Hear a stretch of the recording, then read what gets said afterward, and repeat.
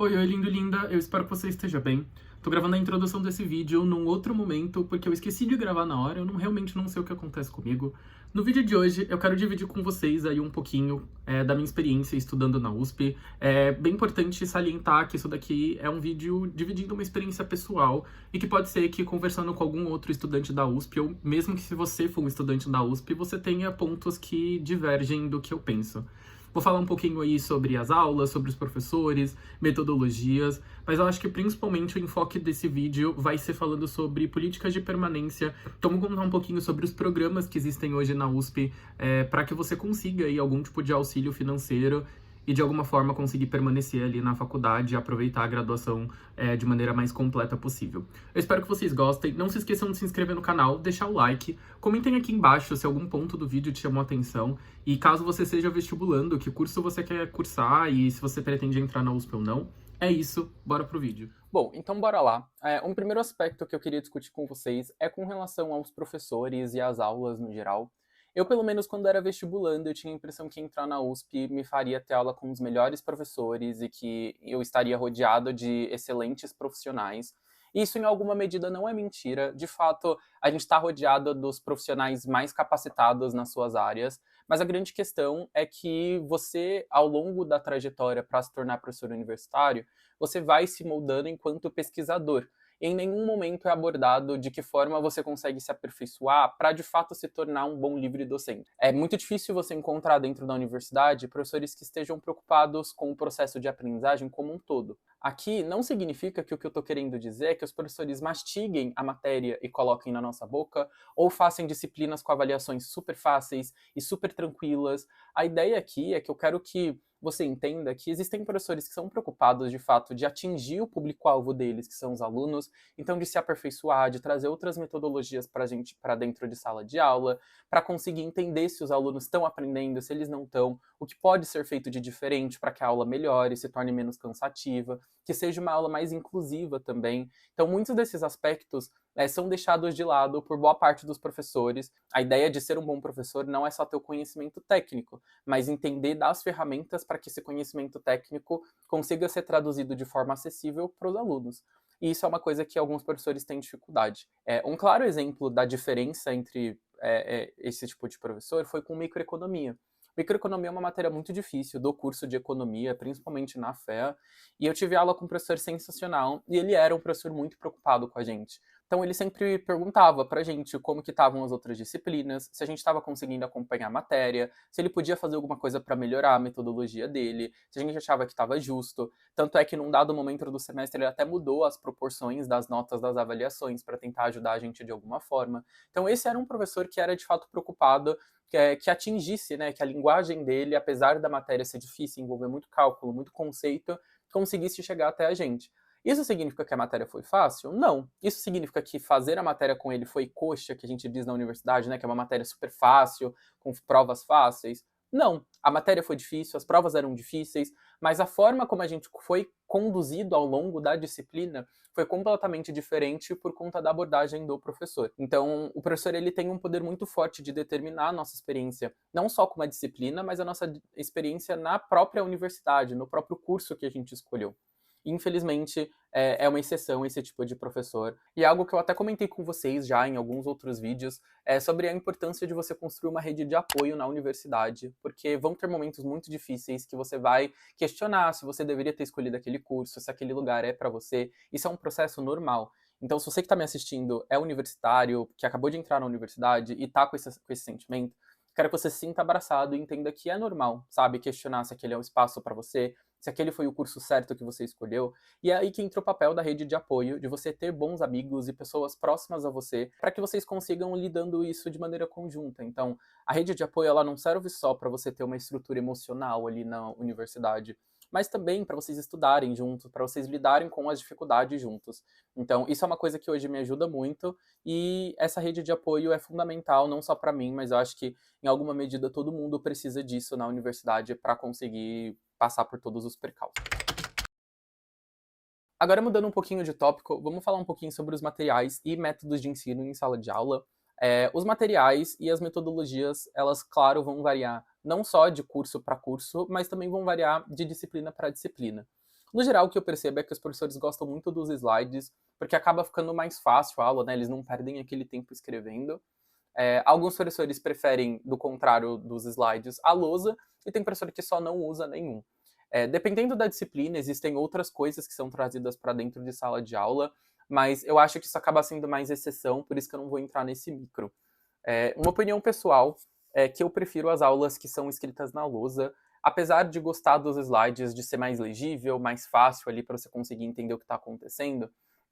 Geralmente as aulas que são por slide, elas costumam ser mais maçantes, porque o professor dá mais matéria por aula, já que é muito mais fácil ele apertar um botão no computador e trocar, e já ter uma lousa, entre aspas, preenchida, do que ele de fato ir para a lousa e escrever do zero e explicar aquilo. Então eu prefiro as aulas na lousa porque eu consigo anotar, eu consigo acompanhar, consigo ter tempo para raciocinar o que está sendo dito ali.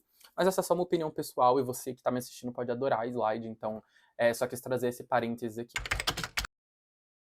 Agora falando um pouquinho sobre grade horária, eu confesso que esse aspecto me deixa bem animado, porque foi uma surpresa positiva que eu tive quando eu entrei na USP. Eu não sabia da imensidão de disciplinas que eu poderia incluir na minha grade de outros institutos. Quando a gente está com o período de matrícula aberta, existe uma aba que é de optativas livres, que são matérias que a gente pode cursar por outros institutos e até outros campos. E é muito legal porque você consegue explorar essa pluralidade, sabe? Eu, pelo menos, quando eu era vestibulando, eu gostava muito de economia, tinha me interessado ali por economia, foi o curso que eu tinha escolhido, mas eu também tinha interesse em vários outros assuntos, em vários outros aspectos que pertenciam ao campo de estudo de outros cursos. E aí eu tinha muito medo de entrar na universidade e ficar muito preso dentro de uma caixinha.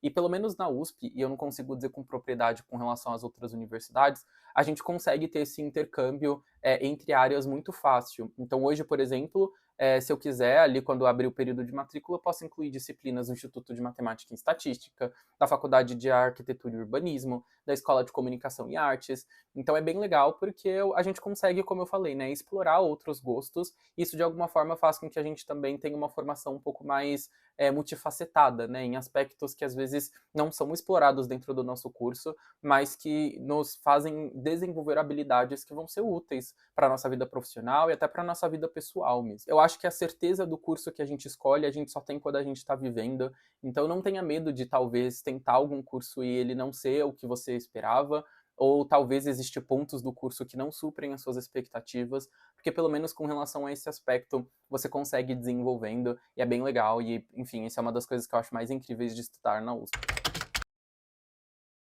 Bom, agora vamos falar do tópico mais longo desse vídeo, que é sobre os programas de permanência. Provavelmente esse vídeo vai ter uma parte 2 para falar sobre outros pontos, mas é porque o aspecto de permanência ele é muito importante, não só para quem vai entrar e precisa saber quais os recursos que vão estar disponíveis para que você consiga ter a possibilidade de permanecer na universidade, mas também para quem já está e talvez não tenha conhecimento da vastidão de possibilidades. Um parêntese importante é que isso não significa que os programas de permanência eles são suficientes para garantir de fato a permanência dos alunos.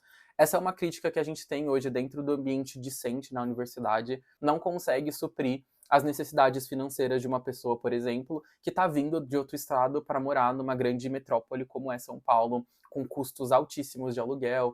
Então, toda essa crítica ela tá por detrás, mas aqui o que eu quero só mostrar para vocês é que existem muitas alternativas diferentes de você conseguir algum tipo de apoio à permanência. Então, se você hoje é estudante e não sabia disso tudo, acho legal compartilhar e passar isso adiante. Bom, o primeiro deles é o mais básico, que é o Programa de Apoio à Permanência e Formação Estudantil, que é o PAPEF. Ele é um programa de permanência que não exige a execução de nenhuma atividade, então a ideia é justamente fornecer auxílio financeiro para estudantes que não tenham ali condição socioeconômica de garantir a sua subsistência durante o tempo da graduação.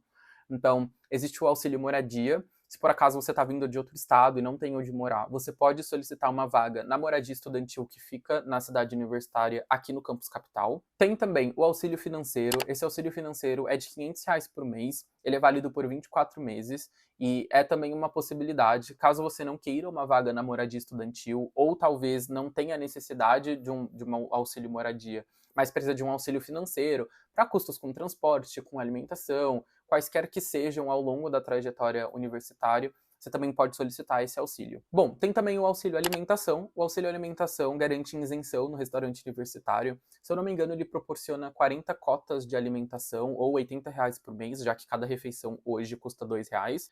Todos esses auxílios eles podem ser conseguidos simultaneamente, com exceção do auxílio moradia e do auxílio financeiro. Então você precisa necessariamente escolher entre um ou outro, não dá para você ter as duas coisas. Mas o restante deles você pode ter o auxílio permanência de R$ 500 por mês e a isenção no restaurante universitário. Então é bem legal isso também, porque consegue abranger um escopo um pouco maior. E por fim, também tem o auxílio livro. Esse eu acho que é o mais incomum, assim, eu acho que eu não conheço ninguém que possui o auxílio livro. É um valor de R$ 150 por mês que é disponibilizado para que você consiga comprar livros na editora USP, mas também é uma alternativa, e principalmente para os cursos de humanas, né, que demandam muita leitura. Bom, existe também o Programa Unificado de Bolsas. O Programa Unificado de Bolsas é bem legal, e eu acho que hoje, de todas as possibilidades de permanência, é uma das que mais me chama atenção, assim. Basicamente, nesse programa unificado de bolsas, os professores eles submetem projetos do tripé universitário, então de ensino, pesquisa e extensão. Ensino é mais ligado à monitoria, a desenvolvimento de habilidades dentro do ambiente de sala de aula. Pesquisa, então, para quem quer bolsa de iniciação científica, para quem quer desenvolver, né, uma iniciação científica, uma pesquisa junto a algum professor. E extensão, que é basicamente projetos que, de alguma forma, conseguem reunir os conhecimentos do ambiente universitário e devolver isso de alguma forma para a sociedade. Eu acho bem interessante. Existem professores que fazem podcasts, professores que fazem jornal, professores que desenvolvem sites, que desenvolvem programas de auxílio pedagógico dentro do ambiente escolar. Então, é muito legal. E o que é mais legal de tudo isso não é só os projetos, mas é porque você não necessariamente precisa se submeter a projetos do seu instituto. Então, hoje, por exemplo, eu sou da FEA, mas nada me impede de me submeter a um projeto que é ofertado por professores da ECA ligados à comunicação. Você pode se submeter até 3 projetos e é feito um processo seletivo ali com os próprios professores para conseguir determinar, baseado no número de bolsas de cada projeto. Alguns projetos têm mais bolsas, outros têm menos, mas é isso. Se eu não me engano, o PUB, que a gente chama carinhosamente, ele dura 12 meses e também são R$ 500 por mês. Ele é cumulativo com o programa de permanência, o PAPEF, que eu falei. Então, se você consegue o apoio à permanência e se inscrever num projeto PUB, você consegue receber R$ 1.000 por mês da USP para poder garantir aí a sua subsistência. E é uma alternativa caso para você isso seja imprescindível. Tem também o programa de estímulo à graduação. Esse é exclusivamente para monitoria. Então, se por acaso você já está dentro da USP, já cursou alguma disciplina e você foi muito bem nela, aprendeu muito bem, dominou, conseguiu um bom desempenho acadêmico, tem a possibilidade de você se inscrever nessa disciplina para se tornar monitor. As atividades de monitoria vão depender muito de professor para professor, então pode ser que você seja monitor, mas só desenvolva materiais para os alunos, pode ser que de fato você faça monitoria em sala de aula para tirar dúvida, resolver exercício. Então tudo isso é explicitado quando os professores submetem as solicitações de monitores, aí você consegue ler direitinho as atribuições e entender se faz sentido para você ser monitor daquela matéria e realizar aquelas atividades. Essa bolsa ela dura o semestre, então são 4 parcelas, porque o nosso semestre duram 4 meses aproximadamente. Então essa é a bolsa de menor duração, mas também são R$ 500 por mês. E é uma alternativa também, caso você ou não consiga o PUB, né, que é o Programa Unificado de Bolsas, ou se por acaso de fato for do seu interesse se tornar monitor de alguma disciplina. Tem o Programa de Apoio Pedagógico. O Programa de Apoio Pedagógico ele segue um pouco na linha do programa anterior, né, de estímulo à graduação. Só que ele tem um viés um pouco mais voltado à recuperação de aprendizagem. Até onde eu sei, esse é um programa novo que veio em decorrência da pandemia. Então é para conseguir ajudar nessas lacunas e defasagens que podem ter sido criadas por conta desse distanciamento do ambiente universitário, tudo ligado ao contexto pandêmico que a gente acabou vivendo nos últimos 2 anos. Por fim, agora eu vou falar sobre iniciativas meio livres, assim. Tem as monitorias dos próprios institutos. Na FEA, por exemplo, alguns departamentos e algumas comissões, elas disponibilizam bolsas para monitores, e as atividades variam muito. Existe, por exemplo, monitoria para o departamento de cultura e extensão, e as atividades são das mais variadas. Hoje, por exemplo, a monitoria na FEA paga R$ 885 por mês, e o contrato duram 12 meses. A carga horária são 20 horas semanais e geralmente as atividades são exercidas dentro do próprio instituto. E claro, também existem outras iniciativas. Na FEA, por exemplo, a gente tem a Associação de Amigos Feanos, ou AmiFEA. Então é bem legal porque apesar das possibilidades na USP, existe uma certa consciência por parte de alguns membros do ambiente acadêmico de que talvez isso não seja suficiente para conseguir suprir as necessidades do corpo discente, para conseguir possibilitar que esses alunos não evadam, que eles não precisem trancar o curso para poder trabalhar, ou para que eles não precisem começar a trabalhar muito cedo e não conseguir lidar com as responsabilidades da graduação. Então é bem legal. Esse foi o vídeo, eu espero que vocês tenham gostado. Foi um vídeo um pouco maior, mas é porque eu quis tentar entrar em detalhes com relação à minha experiência e como de fato eu me sinto sendo um estudante hoje da USP. Então fico feliz de poder dividir um pouco isso com vocês. Espero que de alguma forma esse vídeo tenha ajudado e contribuído para que vocês entendam um pouco mais de como é estudar na USP, entender um pouco mais sobre os programas de permanência. E é isso, um beijo e até logo.